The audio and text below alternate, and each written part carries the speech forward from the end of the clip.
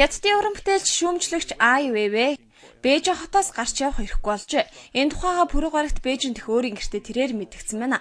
Ай Weiwei сэтгүүлчдэд суллагдсныхаа дараа шоронгоос суллагдсандаа баяртай байгаа болон биеийн байдал сайн байгаа гэж ярьслага өгснөөс өөр юм хэлээгүй маа. Тэрээр би хэвлээхэнд ярьслага өгч болохгүй. Харамсалтай байна. Би зөвхөн та бүхний мэндийг мэдэх гэсэн юм аа.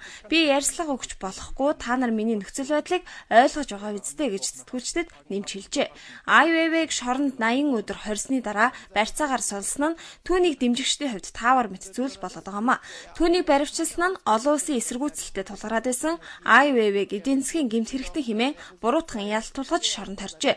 Хятадын засгийн газрын шүүмжлэгчийг баривчилсан явдал нь Арабын орнуудад өрнөд байгаа хувьсгалтай холбоотой байсан гэж түүнийг дэмжигчд нь үздэг юм аа. Үүнээс гадна олон улсын байгууллагууд Хятад улсыг хуулийн системээр эргэн харахыг шаардаж Хятадын гадаад харилцааны яамд хандаад байгаамаа. Ай Weiwei-тэй холбоотой хэрэг дуусаагүй байгаа гэж Хятадын нэгэн төрийн сайд мэдгдсэн байна.